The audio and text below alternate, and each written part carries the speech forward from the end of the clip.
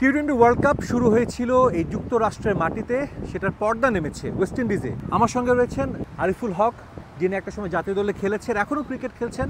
তার সঙ্গে কথা বলবো, জানবো ওয়ার্ল্ড কাপটা সম্পর্কে। এবার ওয়ার্ল্ড কাপের কিন্তু কিছু ম্যাচ খুব জমছে, খুব ইন্টারেস্টিং ছিল ম্যাচগুলো।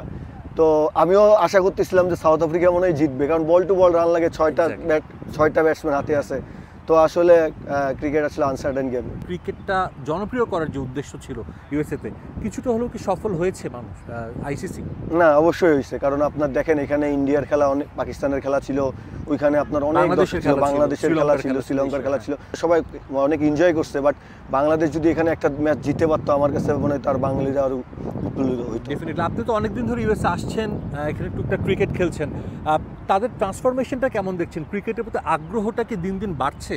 আমি কিছুদিন আগে একটা জায়গায় খেলতেছিলাম, তখন দেখলাম একটা ফরেনার এসে জিজ্ঞাসা করতেছে আসলে এটা কিভাবে খেলে, কিভাবে রান নিচ্ছে।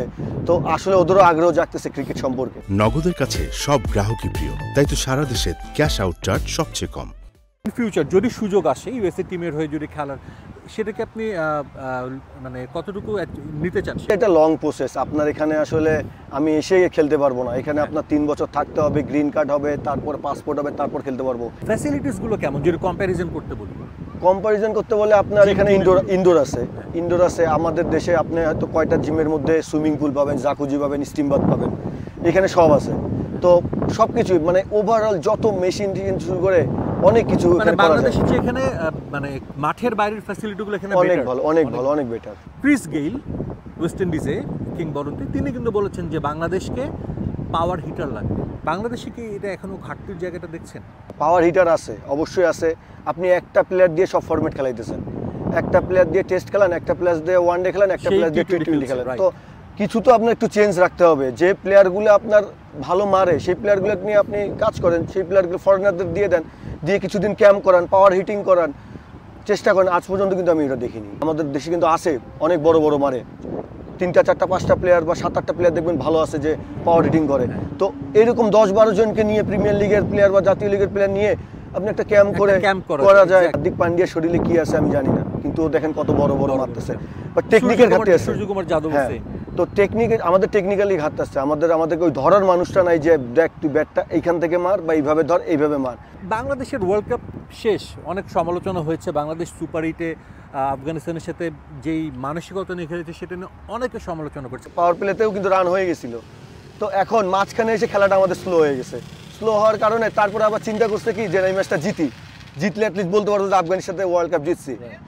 হ্যাঁ, তো এই ডাবল মাইন্ডেড হওয়ার কারণে মনে হয় আমরা ম্যাচটা জিততেও পারিনি, আবার হেরেও গেছি। নগদের কাছে সব গ্রাহকই প্রিয়, তাই তো সারা দেশে ক্যাশ আউট চার্জ সবচেয়ে কম। আপনার কি মনে হয় যে আমাদের ক্রিকেট টিমের যারা ম্যানেজমেন্ট আছে এবং তাদের এই মেন্টালিটি বা প্ল্যানিংয়ের মধ্যে একটা সমস্যা ছিল? ইউএসের সাথে এইখানে এসে খেলছি, আমার কাছে মনে হয় তাদের সাথে আমাদের খেলাই ঠিক হয়নি।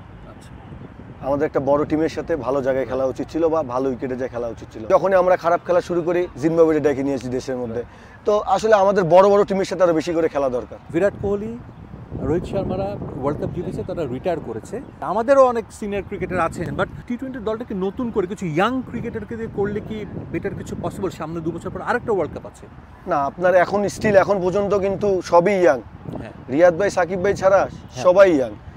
তো আর কত ইয়াং আসলে ইয়াং একটা প্লেয়ারও লাগে, কিছু কিছু সিনিয়র প্লেয়ারও সঙ্গে লাগে। যদি ভালো না করে তাহলে বাদ দেন, আবার টি-20 ওয়ার্ল্ড কাপ আসতেছে, এর মধ্যে একটা প্ল্যানিং করে একটা সুন্দর একটা টিম করার চেষ্টা করেন। একটা প্রস্তাব আছে যে শুধু ঘরোয়া ক্রিকেটারদের নিয়ে একটা টি-20 লিগ করার প্রস্তাবনা কিন্তু আছে। এটা করলে কতটা উপকৃত হবে? না, আমার কাছে মনে হয় খুব ভালো একটা ডিসিশন হবে, কারণ টি-20 শুধু বিপিএল খেলি আমরা, এই একটা টুর্নামেন্ট দেওয়া আসলে অ্যাচিভমেন্ট আসলে হয় না। তো আরেকটা যদি হয়, আপনার 11টা প্লেয়ার খেলতে পারতেছে, বিপিএল এর জন্য 7টা প্লেয়ার খেলতে পারে।